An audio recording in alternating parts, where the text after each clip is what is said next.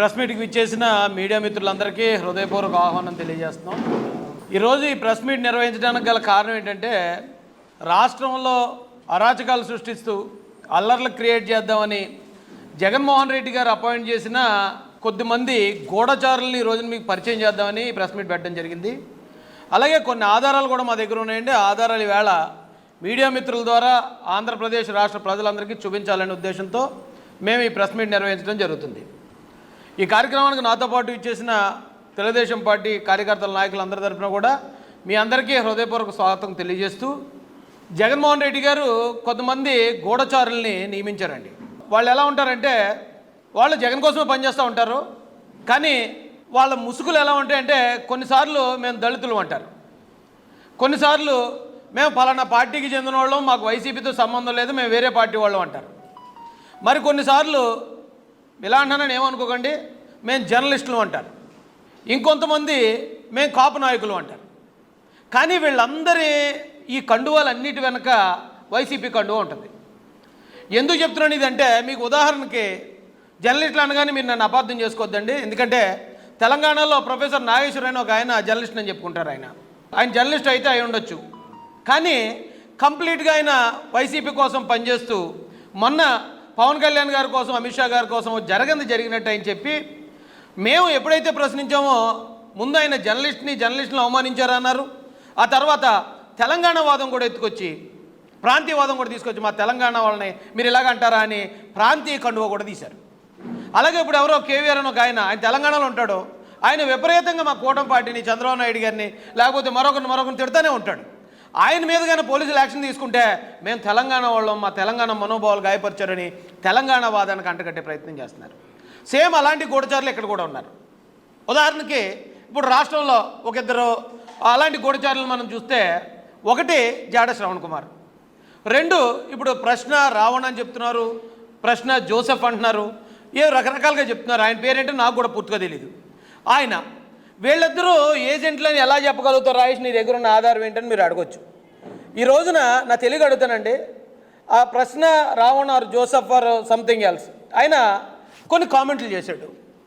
పబ్లిక్గా కొన్ని కామెంట్లు చేసినప్పుడు పోలీసు వారు దానికి తగ్గ చట్ట ప్రకారం కేసు కట్టారు, వారిని తీసుకొచ్చారు, కోర్టులో సబ్మిట్ చేశారు. ఇదెంత చిన్న విషయం ఇది. ఈ చిన్న విషయాన్ని పట్టుకుని అక్కడ దళితులు అని చెప్పి దళిత ముసుగేసుకున్న కొంతమంది వైసీపీ కార్యకర్తలు దళితులుగా మా మనోభావాలు గాయపరిచారని పోలీస్ స్టేషన్ మీదకి వెళ్ళి ధర్నా చేస్తానంటారు. పోలీసుల విధులకు ఆటంకం కలిగిస్తారు. ఇంకో పక్కన ఈ వైసీపీ మొత్తం అన్ని మీడియాల్లో కూడా ఇదేదో అక్రమ అరెస్టు, ఏదో అన్యాయంగా ఎవరినో హింస పెట్టారని చెప్పి తప్పుడు ప్రచారం చేస్తారు. ఏంటండి, నేను ఆయన గురించి అడుగుతున్నాను. ఆ ప్రశ్న రావణ్ గారు, ఆయన పేరు ఎందుకు దాచుకోవాల్సి వచ్చిందండి ఇప్పటివరకు? ఇప్పుడు నా పేరు రాజేష్ సరిపెల్ల, నన్ను అందరూ రాజేష్ మహాసేన్ అంటారు. కానీ నా రాజేష్ అన్న పేరు నేను మార్చుకోలేదే. ఎందుకు వైసీపీ కోసం ఇలాంటి ముసుగులు వేసుకుని వస్తున్నారు? మీ ఐడెంటిటీలు ఎందుకు దాచుకుంటున్నారు? మొన్న మీరు దళిత క్రైస్తవ సభను పెట్టారు ఏలూరులో, మంచిదే. దళిత క్రైస్తవ సభను పెట్టి మీరు మాట్లాడాల్సింది ఏంటి? 1950 ప్రెసిడెన్షియల్ ఆర్డర్ కోసం మీరు మాట్లాడి ఉండాలి. అసలు ఆ 1950 ప్రెసిడెన్షియల్ ఆర్డర్కి నారా చంద్రబాబు నాయుడు గారికి ఏంటండి సంబంధం? ఆ ప్రెసిడెన్షియల్ ఆర్డర్కి దళిత క్రైస్తవ సమస్యకి పవన్ కళ్యాణ్ గారికి ఏంటండి సంబంధం? ఆ వేదికను పట్టుకుని వీళ్ళని తిట్టాల్సిన అవసరం ఏంటి? మీరు తిట్టారు, తిట్టిన తర్వాత పోలీసు వారు చర్యలు తీసుకుంటారు కదా. చర్యలు తీసుకుంటే ఇదేదో ఇప్పుడు దళిత సమస్య అన్నట్టు ఎందుకు దళితుల్ని మీరు ఈ సమాజానికి, ప్రభుత్వానికి మీరు శత్రువులు చేయాలనే ఒక కుట్రపూరితమైన ఆలోచన ఎందుకు వెళ్తున్నారు మీరు? మేము ఈ రోజున తెలుగుదేశం పార్టీ దళిత నాయకులుగా మేము ప్రశ్నిస్తున్నాం మిమ్మల్ని. ఎందుకు దళితుల్ని హిందూ సమాజానికి, ఇతర కులాలకి, అలాగే తెలుగుదేశం పార్టీకి, జనసేనకి శత్రువులు చేయాలని ఎందుకు ప్రయత్నిస్తారా? ఏమో జగన్మోహన్ రెడ్డి గారు, మీరు మారరా? ఇంకా మీ రాజకీయాలు మారవా? ఇలాంటి పెయిడ్ ఆర్టిస్టులను పెట్టి మీరు కూటమి మీద ఇబ్బంది పెట్టేద్దాం, పవన్ కళ్యాణ్ గారిని తిట్టించేద్దామని మీ ప్రయత్నం జనాలకు తెలియదు అనుకుంటున్నారా? ఈవేళ మీడియా మిత్రులకు నేను కొన్ని ఆధారాలు చూపిస్తాను. ఎవరైతే జడ శ్రవణ్ కుమార్ అన్నాడో మీరు చెప్తే నమ్మరు. ఇదంతా ప్లాన్ ప్రకారం వాళ్ళు అరెస్ట్ అవ్వడానికే చేశారు ఇది అంటానికి నా దగ్గర ఆధారం ఉంది. ఇప్పుడు చాలామంది అనుకున్నారా ఏదో మాట అంటే అరెస్ట్ చేశారు అంటలే అని చాలామంది ఒక పుకారు పెట్టారు. కానీ వాళ్ళు ఇంటెన్షనల్గా ప్లాన్ ప్రకారం అరెస్ట్ అయ్యారు, అరెస్ట్ అయ్యేలాగా వాళ్ళు ప్రవర్తించారు. ఆ అరెస్ట్ అయిన కారణంగా ప్రభుత్వాన్ని అస్థిరపరచాలని, దళితులను రెచ్చగొట్టాలనే ప్రయత్నంలో వాళ్ళు ఉన్నారంటానికి వాళ్ళు ఇంటర్నల్గా మాట్లాడుకున్న ఒక సమావేశంలో ఉన్న వాయిస్ నా దగ్గరకు వచ్చింది. ఆ వాయిస్ నేను వినిపిస్తాను. అప్పుడు నిజంగా కూటమి ప్రభుత్వం ఏమైనా అన్యాయంగా అరెస్ట్ చేసిందా, లేకపోతే వీళ్ళే ప్రభుత్వాన్ని అస్థిరపరచడానికి, దళితులను రెచ్చగొట్టడానికి ప్రయత్నం చేస్తున్నారనేది ఇక ప్రజలు అర్థం చేసుకోవాలండి. నేను ఒక ఆడియో వినిపిస్తానండి. జస్ట్ ఇది ముందు దీన్ని సారాంశం చెప్తానండి. చెప్పిన తర్వాత మీకు వాయిస్ అర్థమవుతుంది. వీళ్ళు ఇంటర్నల్గా ఒక హాల్లో కూర్చున్నారు. ఒక హాల్లో కూర్చున్నాక ఈ జాడ శ్రవణ్ కుమార్ అనే అతను పక్కన ఒక కార్యకర్త ఉన్నాడు, కాకినాడ చెందినాడు. అలాంటి వాళ్ళు మనం హైలైట్ చేయడం అనవసరం.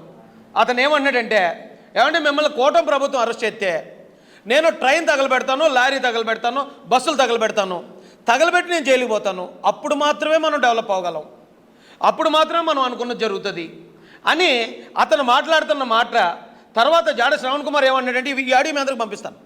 అతను ఏమన్నాడంటే, అలాంటి తెలుగు తక్కువ పని అయితే గవర్నమెంట్ చేయదు అని జాడ శ్రవణ్ అంటే, వెంటనే ఇతను అనుచరుడు ఏమన్నాడంటే, అలా జరగాలని మేము కోరుకుంటున్నాం. అంటే మీరు అరెస్ట్ అవ్వాలి, మేము ఇవన్నీ తగలబెట్టాలి, మేము నాశనం చేయాలని మేము కోరుకుంటున్నామని వాళ్ళిద్దరూ మాట్లాడుకున్న మాట. ఇంకా దీనికన్నా ఇంటర్నల్ అంశాలు నా దగ్గర చాలా ఉన్నాయి. ఒకవేళ ఇది నా వాయిస్ కాదు అని కనుక వాళ్ళిద్దరూ అంటే దీనికి సంబంధించిన పూర్తి వీడియో, పూర్తి ఆడియోని బయటపెట్టాలి.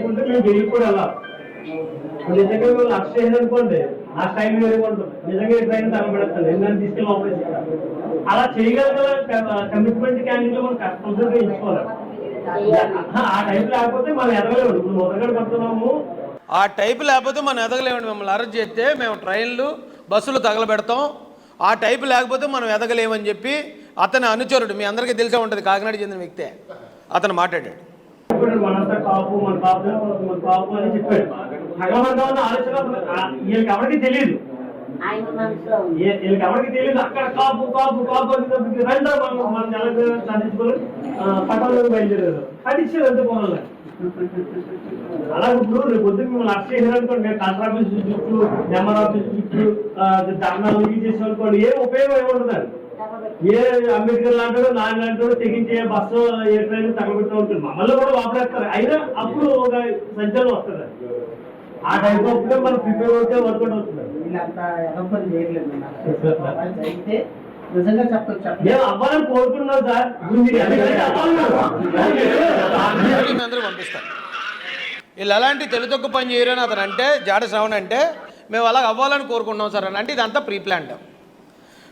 అంటే ప్లాన్ ప్రకారమే వీళ్ళు ఒక మీటింగ్ పెట్టి ప్రభుత్వం మీద ఇలాంటి అనుచితమైన వ్యాఖ్యలు చేసి ఖచ్చితంగా అరెస్ట్ చేస్తారు. అరెస్ట్ చేస్తే మేము ట్రైన్లు తగలబెట్టి, బస్సులు తగలబెట్టి ఒక అరాచకం సృష్టిస్తాం ఈ రాష్ట్రంలో అనేది ఇంటర్నల్గా వీళ్ళు చేసిన ప్లానింగ్. ఈ ప్లానింగ్ ప్రకారం వాళ్ళు కావాలనే అక్కడ రెచ్చగొట్టి మాట్లాడారు ఆ మీటింగ్లో. ఇదే జాడ శ్రవణ్ కుమార్ ఆ మీటింగ్లో అంటున్నాడు, నేను ఉప ముఖ్యమంత్రి అవుతాను, ఉప ముఖ్యమంత్రి అయ్యాక మీకు ఏదో ఉద్ధరిస్తానని చెప్తున్నాడు. అతను పెట్టిందేమో దళిత క్రైస్తవుల కోసం. ఇతను ఉప ముఖ్యమంత్రి అని మాట్లాడాడు. నాకు డౌట్ వచ్చింది, ఇతనికి ఒక పార్టీ ఉంది, అయితే ఇతను సీఎం అవుతాననాలి, లేకపోతే ఎమ్మెల్యే అవుతాననాలి, ఏది మధ్యలో ఉప ముఖ్యమంత్రి అన్నాడు ఇటబ్బా అనుకున్నాను. ఈ ఉప ముఖ్యమంత్రికి సంబంధించి ఇతనిది నాది ఇంకొక ఆడియో ఉందండి, అది కూడా వినిపిస్తాను. ఇతను ఏమన్నాడంటే, ఇదే ఇంటర్నల్ మీటింగ్లో జగన్మోహన్ రెడ్డి 5 ఉప ముఖ్యమంత్రులు ఇచ్చాడు. ఈ రోజున జగన్కి అవసరమైనప్పుడు వాళ్ళు ఎవరూ రావట్లేదు, ఇప్పుడు ఒకళ్ళనే ఇస్తానంటున్నాడు, అది నువ్వేనేమో ఒక లేడీ అంటే అది నేనే అని చెప్పి ఇతను అంటున్నాడు. అంటే ఇతను ఇంటర్నల్గా జగన్ కోసం పనిచేస్తున్నాడు.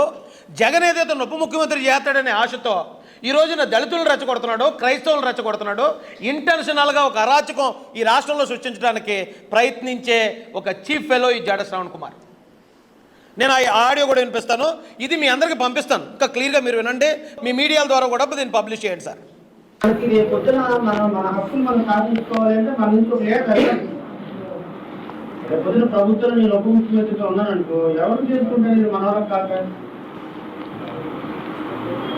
వీళ్ళ జగన్మోహన్ రెడ్డి ఉద్దేశం కూడా ఏంటి అంటే, పుష్పశ్రీవాడి ఉప ముఖ్యమంత్రి ఉందా, నారాయణ స్వామి ఉప ముఖ్యమంత్రి ఉన్నాడా, రాజ్యాంగ ద్వారా ఉప ముఖ్యమంత్రి ఉన్నాడా, ధర్మాన కృష్ణదాస్ ఉప ముఖ్యమంత్రి ఉన్నాడా, అంజద్ భాష ఉప ముఖ్యమంత్రి ఉన్నాడా, ఏడన్నా వీళ్ళంతా ఉప ముఖ్యమంత్రి. ఇదే మాట్లాడతారండి. 5 ఉప ముఖ్యమంత్రులు ఇచ్చే ఎస్సీ ఎస్టీకి ఒక్కడు లేరు, మాట్లాడేవాడు లేరు. మళ్ళీ రేపు ఒక పదవుల కోసం వస్తారు. ఒకే ఒక్క పోస్ట్ ఉప ముఖ్యమంత్రి ఆ ఉప ముఖ్యమంత్రి పోస్టు మీదే, నాదే. ఇది ఆడే పంపిస్తాను. 5 ఉప ముఖ్యమంత్రులు ఉన్నారు, 5 ఉప ముఖ్యమంత్రులు ఎవరో మాట్లాడతలేదని జగన్ బాధపడ్డాడు. ఈసారి ఒకటే ఇస్తానన్నాడు. ఆ ఒకటి అనగానే ఎవరో లేడీ మీదే అనగానే నాది అన్నాడు. అంటే జగన్మోహన్ రెడ్డి గారితో మీరు ఇలాంటివి పెట్టుకోండి. మీరు రాజకీయం చేయాలనుకున్నారు చేయండి. మీరు ఇక మేమిద్దరం మా 2 పార్టీల్లో పొత్తులోకి వెళ్తున్నామని మీరు ప్రకటించండి. మీరు ప్రభుత్వాన్ని విమర్శించండి. అది వదిలి ఈ దొంగ నాటకాలు ఏంటయ్యా, ఈ కుల రాజకీయాలు ఏంటి, ఈ మత రాజకీయాలు ఏంటి, ఎందుకు మీరు ఇలాంటి తప్పుడు పనులు చేస్తున్నారు? మొన్న ఎక్కడో ఒక సాయి కృష్ణ అని ఒక విషయం జరిగితే దాన్ని కాపులు రెచ్చగొట్టాలంటే ప్రయత్నించారు. అంతకుముందు ఒక ఆయనకి యాక్సిడెంట్ అయి చనిపోతే దాన్ని క్రైస్తవులు రెచ్చగొట్టడానికి ప్రయత్నించారు. ఇక్కడ పిఠాపురంలో స్కూల్లో చిన్నపిల్లల గొడవని కులాల గొడవలుగా చిత్రీకరించాలని ప్రయత్నిస్తారు. మల్లాంలో ఏదో జరిగితే దాన్ని కుల వెలి అని చెప్పి మీరు ప్రయత్నిస్తారు. ఏమండి, నేను ఇప్పుడు సవాల్ చేస్తున్నాను, ఇవన్నీ జరిగాయి కూటమి ప్రభుత్వంలో. కూటమి ప్రభుత్వంలో ఇన్ని అన్యాయాలు జరిగాయంటే రండి మనం డిబేట్ చేద్దాం. బాధితులు తీసుకురండి, మేము న్యాయం చేయిస్తాం. బాధితులు ఇచ్చిన కంప్లైంట్ మాకు బయటకు చూపించండి. ఎవరికన్నా అన్యాయం జరిగితే వాళ్ళు కంప్లైంట్ ఇస్తారు కదా, ఆ కంప్లైంట్ కాపీ ఉండాలి కదా. అక్కడ బాధితులే ఉండరు. బాధితులు వైసీపీ వాళ్ళే, పోరాడేవాళ్ళు వైసీపీ వాళ్ళే, ఆ కుల నాయకులు వైసీపీ వాళ్ళే, ఆ మత నాయకులు వైసీపీ వాళ్ళే. ఏంట్రా బాబు అంటే ఎవడన్నా ఒక క్యారెక్టర్ వేస్తాడు, 2 క్యారెక్టర్లు వేస్తారు. ఏటే బాబు దశావతారం ఒక్కొక్కడు దశావతారం వేస్తున్నారేంటారు నాయన. మీరు రాజకీయం చేయాలంటే పార్టీలుగా మాట్లాడండి. జాడ శ్రవణ్ కుమార్కో లేకపోతే ఈ ప్రశ్నారావుని వీళ్ళందరూ పెయిడ్ ఆర్టిస్టులు, డౌట్ లేదు అందులో. వీళ్ళందరినీ ఆడించే కీ మాస్టర్ జగన్మోహన్ రెడ్డి గారు. అటు కాపులు రెచ్చగొడతారు పక్కన, ఇంకో పక్కన క్రైస్తవులు రెచ్చగొడతారు, ఇంకొక పక్కన ఎస్సీలు రెచ్చగొడతారు. చెడ్డ పేరేమో మా కులాలకి మతాలకి. ఒకవేళ దీనివల్ల ఏదైనా లబ్ధి జరిగితే జగన్మోహన్ రెడ్డి గారికి. భలే ఉందండి. అయ్యా మాకే తెలియదండి ఇప్పుడు దాకానే. మేము అడుగుతున్నాం. ఈ రోజున ఆ రావణ్ అనే ఆయన మొన్న అక్కడ కొన్ని కామెంట్లు చేశాడు. ఈ రాష్ట్రంలో ఎన్నో అన్యాయాలు జరిగిపోతున్నాయి అన్నాడు. రెండో మంచి చర్చిందాం రండి. నిజంగా అన్యాయాలు జరిగితే, చంద్రబాబు నాయుడు గారి ప్రభుత్వంలో అన్యాయాలు జరిగితే, ఏమైనా ఏ ఎమ్మెల్యే అన్నా ఎమ్మెల్సీ అన్నా డెడ్ బాడీ ఏదన్నా డోర్ డెలివరీ చేస్తే, లేకపోతే ఏ ఎమ్మెల్యే అన్నా సరే శిరోముండం చేస్తే, ఏ ఎమ్మెల్యే అన్నా ఎవరన్నా చంపేస్తే రండి. న్యాయం జరగకపోతే రండి, మేము ఉన్నాం కదయా, మేము మాట్లాడుకుంటాం, మేము న్యాయం చేయిస్తాం. బాధితులు ఉండరు, కుటుంబ సభ్యులు మాట్లాడరు. కానీ వీళ్ళొచ్చి కుల రాజకీయాలు మత రాజకీయాలు చేస్తున్నారండి. అది చాలా బాధాకరం. ఈ రోజున ఒక ఆయన ఒక యూట్యూబ్లో మాట్లాడే ఆయన తప్పు మాట్లాడాడు అని మీకు కేసు పెట్టారు. ఏమంటే నిజంగా ప్రభుత్వం చేసింది అంటున్నారు. ప్రభుత్వం చేస్తే పొద్దున్న అరచేస్తే సాయంత్రం బెయిల్ వచ్చేలా పెడతారా ప్రభుత్వ ఇన్వాల్వ్మెంట్ ఉంటే?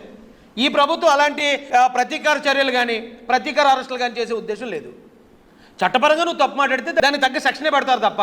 ఏమంటే ఇదే పరిస్థితుల్లో జగన్మోహన్ రెడ్డి ఉన్నప్పుడు నేను ఏమీ మాట్లాడకపోయినా, నేను ఎవరిని బూతులు తిట్టకపోయినా, ఏ జగన్మోహన్ రెడ్డి గారిని ఎప్పుడు ఆడియో అనే మాట కానీ ఏకవచనం కానీ ఎటువంటి తప్పుడు మాట మాట్లాడకపోయినా నా మీద 30 కేసులు పెట్టారు. చక్కగా ఒకేసారి 9 కేసులు పెట్టి అరెస్ట్ చేసి తీసుకెళ్ళి నాకు మ్యాజిస్ట్రేట్ గారి ముందు హ్యాబిచువల్ అఫెండర్ అంటే అతను నేరాల మీద నేరాలు చేస్తూ ఉంటాడని ఆయనతో చెప్పి మ్యాజిస్ట్రేట్ గారితో 22 రోజులు రిమాండ్ చేయించారు. అలాంటి రాజకీయం ఎక్కడైనా చేస్తున్నారు? అక్కడ మేము మా గవర్నమెంట్లో ఉన్నప్పుడు చంద్రబాబు నాయుడు గారు వెళ్తున్నా, లోకేష్ గారు వెళ్తున్నా, పవన్ కళ్యాణ్ గారు వెళ్తున్నా వైసీపీ కార్యకర్తలు అడ్డంగా నిలబడి రౌడీని చేసేవారు. ఇప్పుడు మేము ఎవరైనా చేస్తున్నాం అలాగా? అరే మీరు మీటింగ్లు పెట్టుకోండి, మీరు మాట్లాడుకోండి, కానీ చట్టానికి లోబడి మాట్లాడండి. చట్టానికి భయపడి మాట్లాడితే చట్టం చర్యలు తీసుకుంటుంది. ఇక్కడ ప్రభుత్వం కానీ ఇక్కడ ఉన్న కార్యకర్తలు కానీ మేమేం చేయం. ఇప్పుడు ఆయన్ని తీసుకెళ్ళి అక్కడ పెట్టారట పిఠాపురం స్టేషన్లో పెడితే అక్కడికి వైసీపీ కార్యకర్తలు వెళ్ళి, ఏమంటే వాళ్ళ పేర్లు కూడా చెప్పమని చెప్తాను. వైసీపీ కార్యకర్తలు, వైసీపీకి కౌన్సిలర్ పోటీ చేసిన వాళ్ళు వెళ్ళి మేము దళితులు వచ్చి మేము ధర్నా చేసామని చెప్తున్నారు. దళితులకి ఏంటంటే సంబంధం? ఈ విషయంలో దళితులకి ఏంటి సంబంధం? ఏ దళితుల గురించి మాట్లాడి నేను ఇదే వ్యక్తులను అడుగుతున్నాను. గతంలో అన్ని అన్యాయాలు జరిగినప్పుడు, శిరోమండనాలు జరిగినప్పుడు, ఆ డెడ్ బాడీ డోర్ డెలివరీ జరిగినప్పుడు మరి వీళ్ళందరూ అక్కడికి వెళ్ళి ఎందుకు ఫుటేజ్ తీయలేదు? ఎందుకు ఆ బాధితుల తరపున ఆ రోజు మాట్లాడలేదు? ఇప్పుడు జగన్మోహన్ రెడ్డి గారు గల మీరు రాజకీయం చేస్తే డైరెక్ట్ చేయండి. ఈవేళ అక్కడికి ఆడు క్రాంతి కుమార్ అన్న దళితుడి దగ్గరికి వెళ్ళాను అన్నారు. అబ్బాయి చచ్చిపోయి ఎన్ని రోజులు అయింది? ఈవేళ వెలుగు వచ్చిందా మీకు? ఈవేళ మీరు రెచ్చగొట్టాలా? దానికి కారణమైన సీఏ గారిని సస్పెండ్ చేశారు, ఆయన మీద కేసు కూడా పెట్టారు గవర్నమెంట్. మరి ఇంకేం చేయాలి? ఎందుకంటే ఇలాంటి అరాచకాలు? ఒక పక్కన చంద్రబాబు నాయుడు గారు, లోకేష్ గారు, పవన్ కళ్యాణ్ గారు రాష్ట్రాన్ని ఎలా అభివృద్ధి చేయాలని వాళ్ళు వెళ్తూ ఉంటే ఏంటి ఈ పనికిమాల గొడవలన్నీ తీసుకొచ్చి ఈ రాష్ట్రంలోకి వేరే పనే లేదన్నట్టు ఎందుకు ఇంత అశాంతి క్రియేట్ చేస్తున్నారు రాష్ట్రంలో?